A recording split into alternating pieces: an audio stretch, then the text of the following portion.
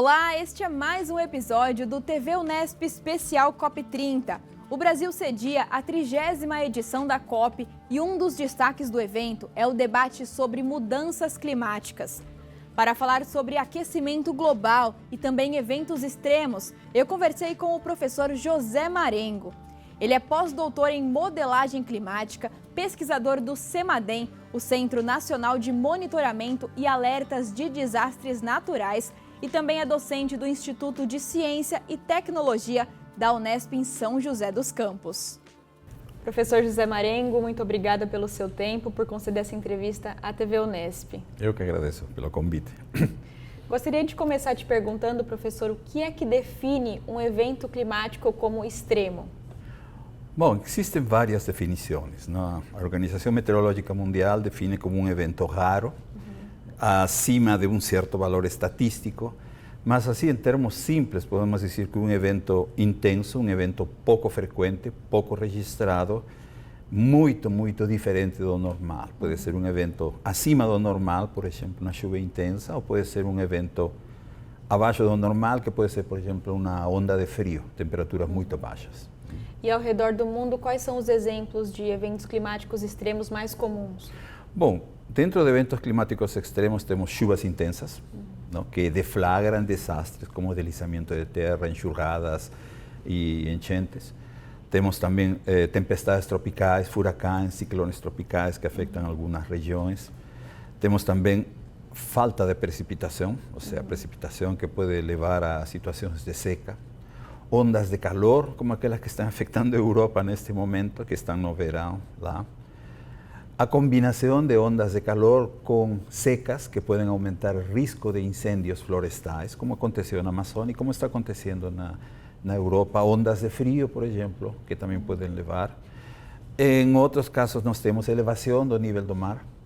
Então, são diferentes tipos que nós chamamos extremos climáticos. Sim. E, professor, o ano de 2024 foi o ano que a gente teve o rompimento do limite de 1,5 graus estabelecido pelo Acordo de Paris, da temperatura média do planeta em comparação com os níveis pré-industriais. Sim. Qual que é a relação entre o rompimento desse limite e as mudanças climáticas, e, em especial, os desastres extremos?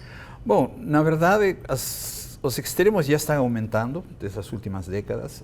A ideia do 1,5 graus no Acordo de Paris era chegar a um valor acima do qual nós não deveríamos ultrapassar, porque com isso os extremos seriam menos intensos, não? Vão continuar acontecendo, mas menos intensos, e aí com isso a população poderia ser mais protegida.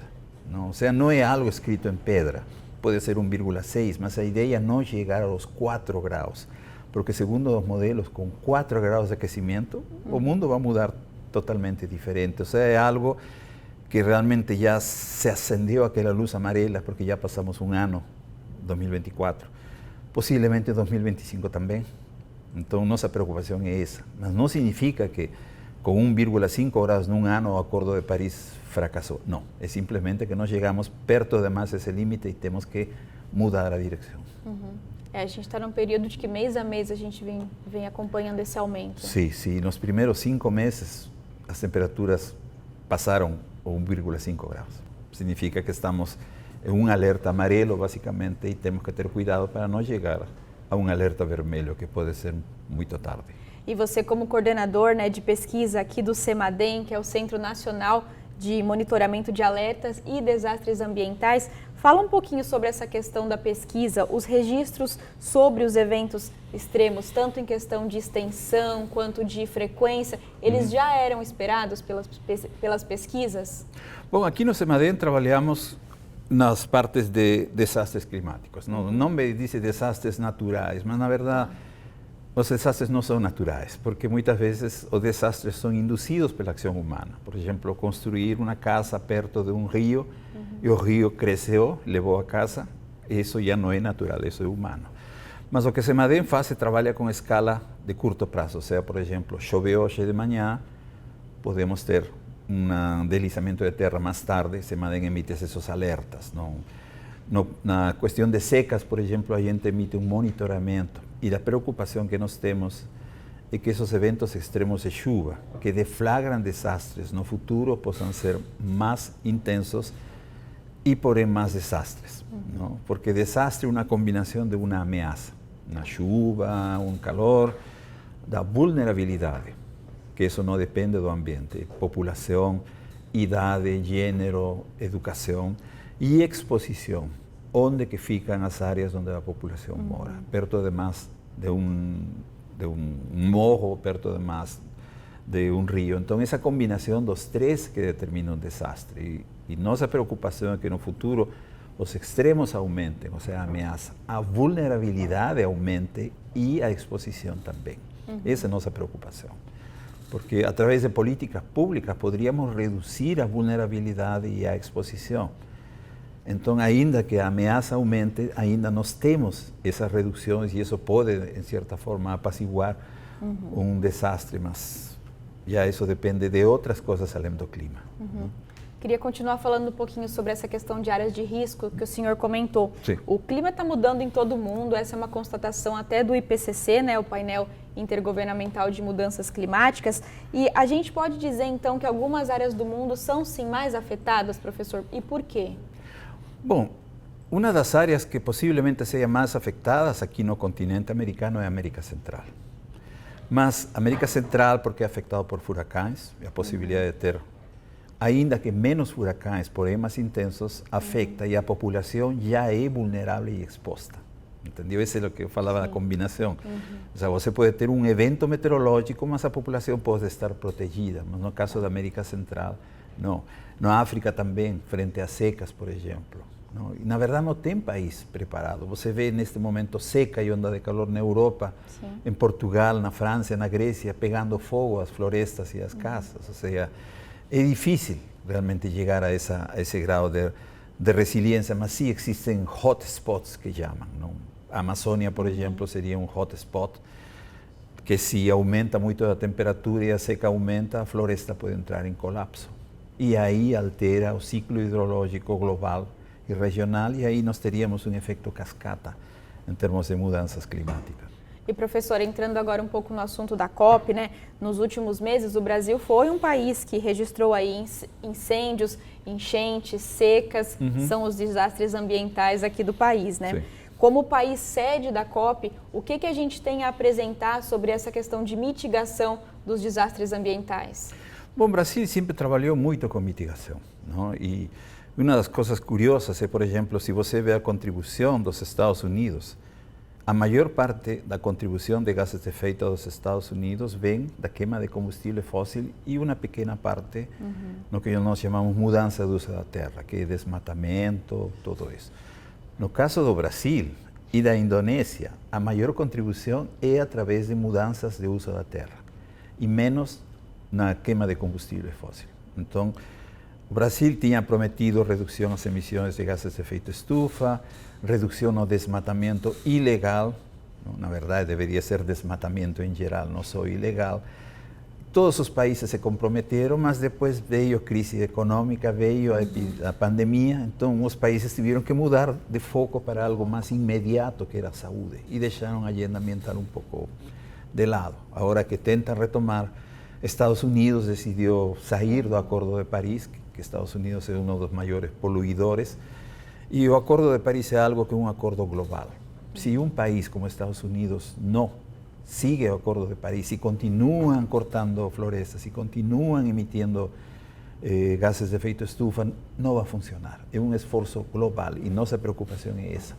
Os países vão apresentar os resultados das tarefas de casa e isso justamente é a COP, ver a negociação, como que os países estão seguindo o Acordo de Paris, se não, o que vão fazer para seguir.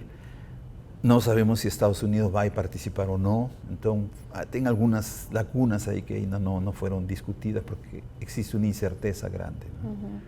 E ainda sobre essa questão global, qual é o maior desafio para os países em desenvolvimento na COP quanto às mudanças climáticas?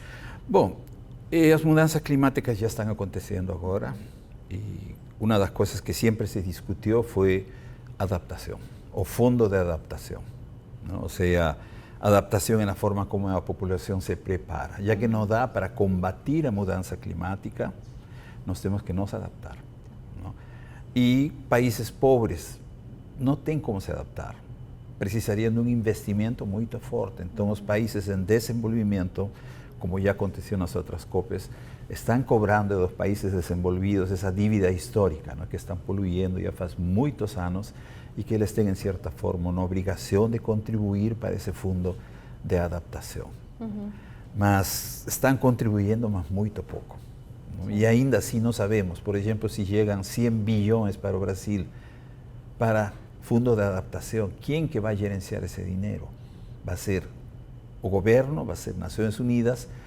Y sinceramente nuestro país, como muchos otros del mundo, tiene aquel factor llamado de corrupción, ¿no? Que esa es una de las preocupaciones, que ese dinero termine en el bolso de alguien y no en la población que merece ese dinero.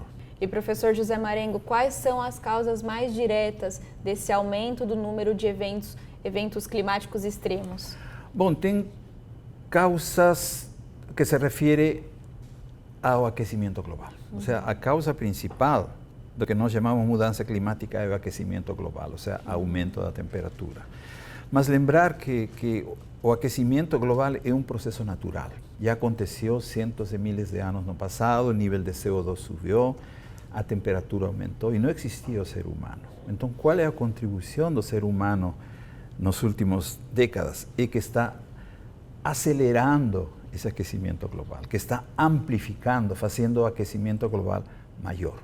Então, aí que nós temos os extremos, ou seja, explicando fisicamente, uma atmosfera mais quente tem mais vapor de água.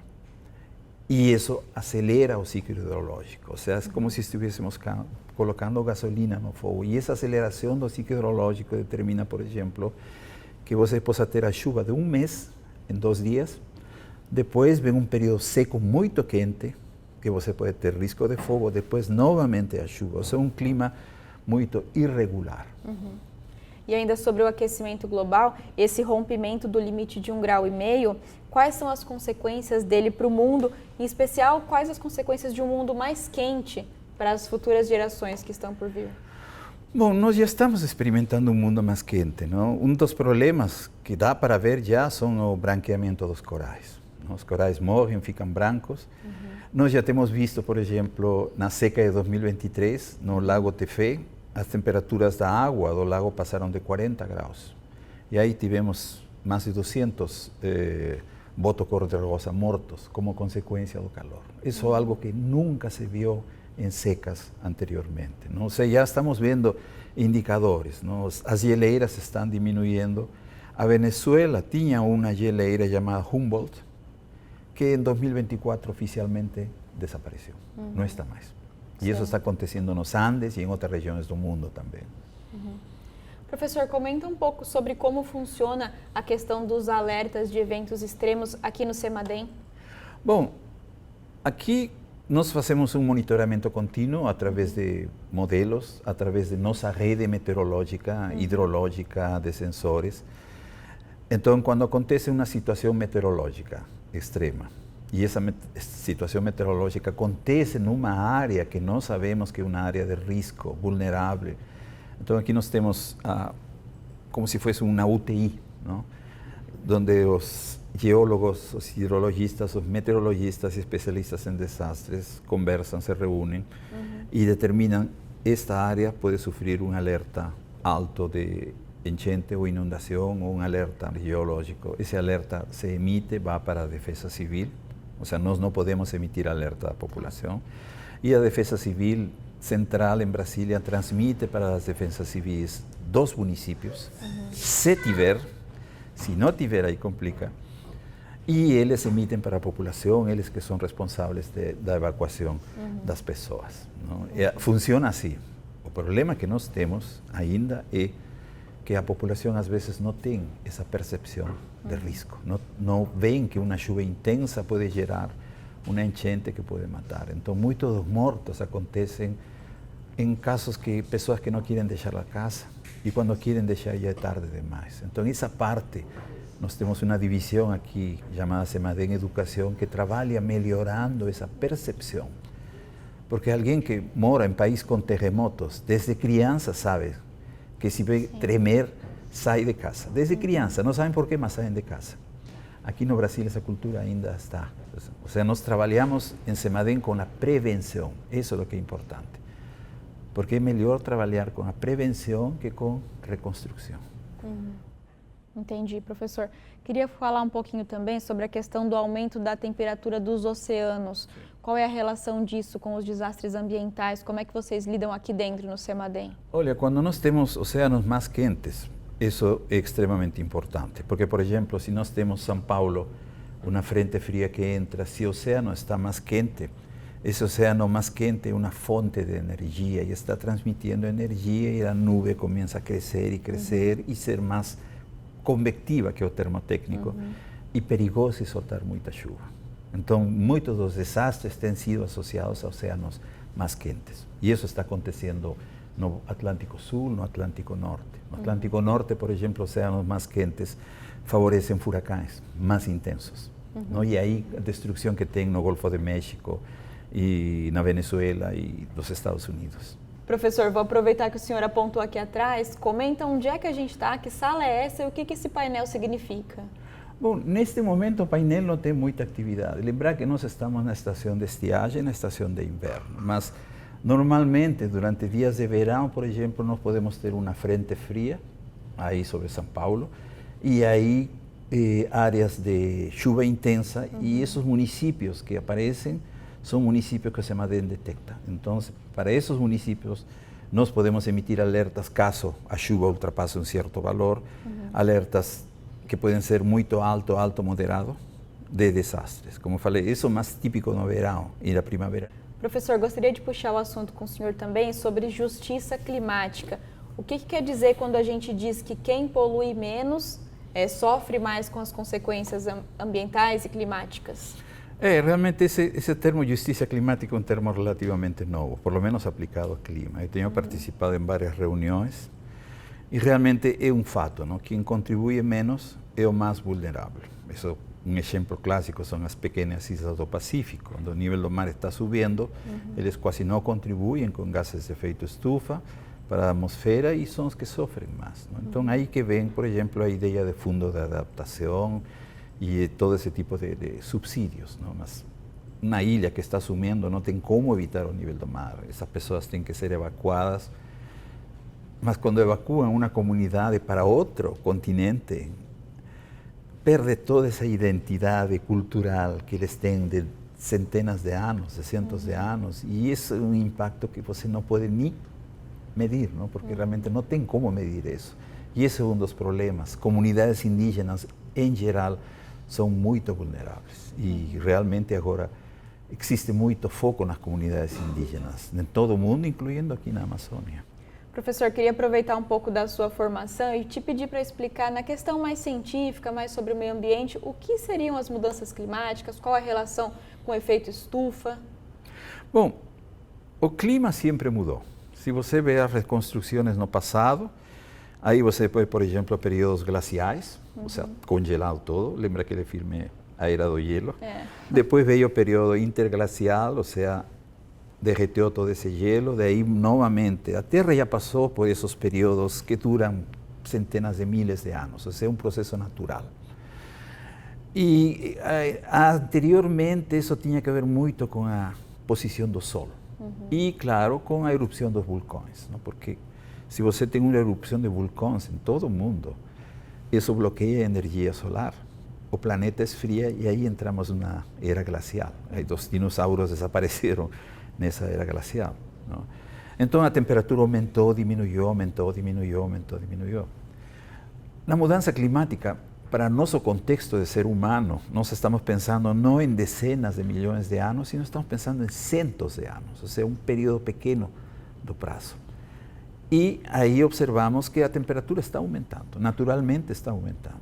Então, como falei, a ação humana faz que esse aumento natural seja maior. E como? Através da emissão de gases de efeito estufa. O que são os gases de efeito estufa? Um exemplo de gás do efeito estufa. A atmosfera tem um efeito estufa. si o efeito estufa não existisse, o planeta seria um planeta gelado, nós estaríamos mortos. Então, como fazer um paralelo do que é o efeito estufa? Por exemplo, se você está com frio, você coloca um casaco. A energia do seu corpo é presa pelo casaco e volta. Você se sente quente. Imagina que coloca 2, 3, 4, 5 casacos. Você começa a sufocar. Na atmosfera é o mesmo. Com os níveis que nós temos de dióxido de carbono, CO2, de ozônio, de metano, esses gases permitem que a Terra tenha um clima agradável para nós.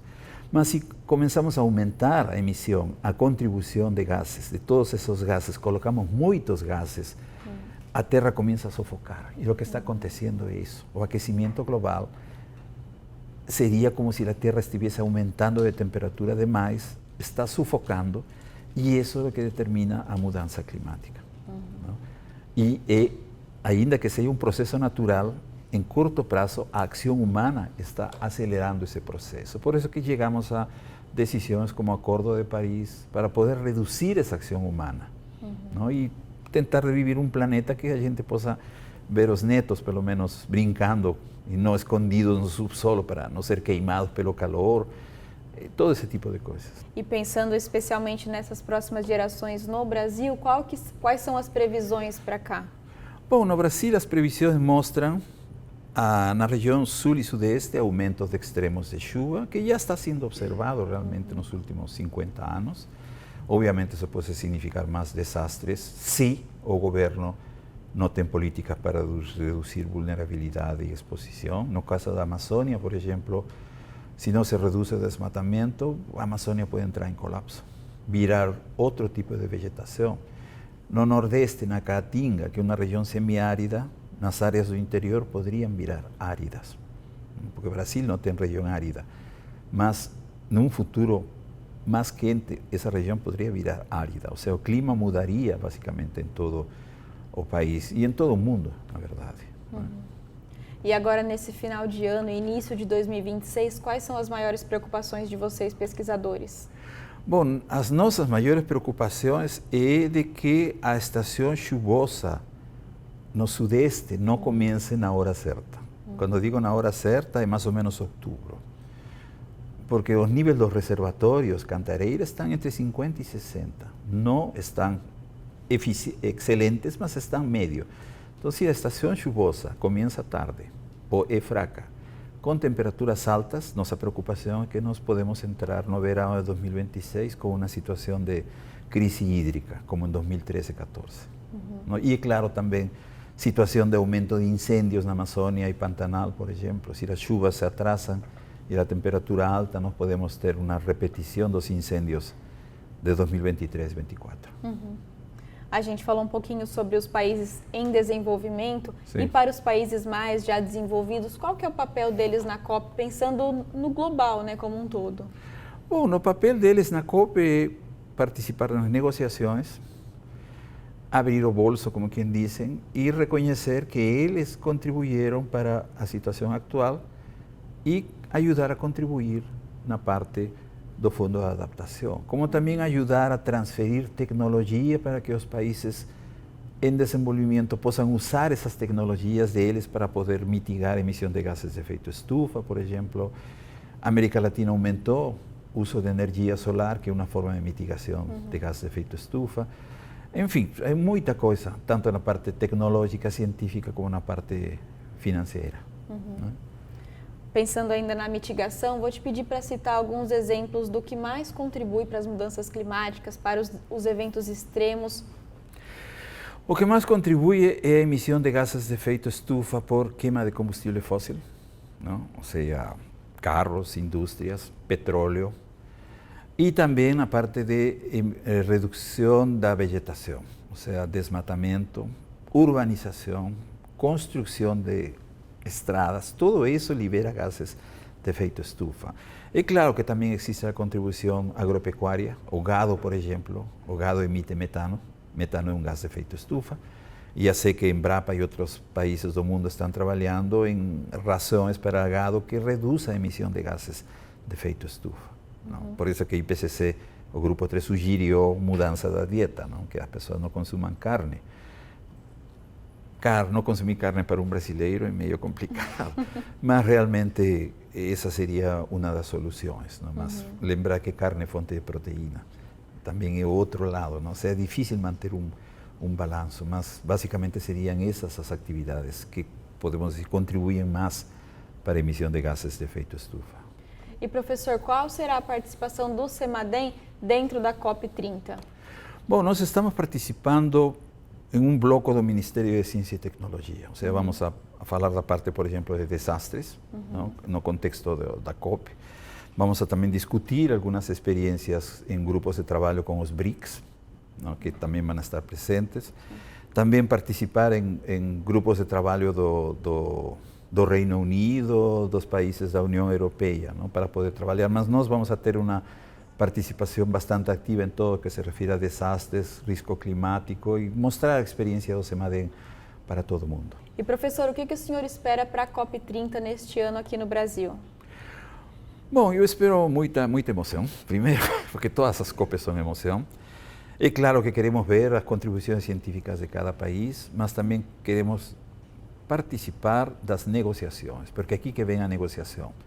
Ou seja, que países cumpriram com suas metas, as NDCs, como que está o compromisso de ter reduzido a emissão de gases de efeito estufa, o que há sobre o fundo de adaptação, como que esse fundo de adaptação vai ser gerenciado, que países vão ser os primeiros a ser beneficiados com o fundo de adaptação. Eu acho que essas são as principais conversas, por isso que vêm autoridades, primeiros-ministros, presidentes, porque eles são os que têm a capacidade de negociar. Olha, já tenho participado de várias COPs, não? E muitas delas terminam com apertão de mãos e bons desejos, mas espero que esta vez já se chegue a uma negociação final. Não? Claro que a participação de Estados Unidos ou a não participação de Estados Unidos pode complicar isso. Então esse é um fator que a gente não sabe. Então, mas pelo menos estamos tentando de ser otimistas em termos de chegar a algum compromisso. E mais sendo a COP no Brasil, num país, numa região amazônica. Eu tento de ser otimista, basicamente. Né? Sim. Professor José Marengo, muito obrigada pelo seu tempo, por compartilhar com a gente seu conhecimento sobre esse assunto. Eu que agradeço pelo convite. Até uma próxima, professor. Até mais. Todas as entrevistas do TV Unesp Especial COP30 podem ser acessadas na íntegra no nosso canal do YouTube. No próximo episódio, falaremos sobre o papel do Brasil enquanto país anfitrião da COP. É amanhã às 6 da tarde, aqui na TV Unesp.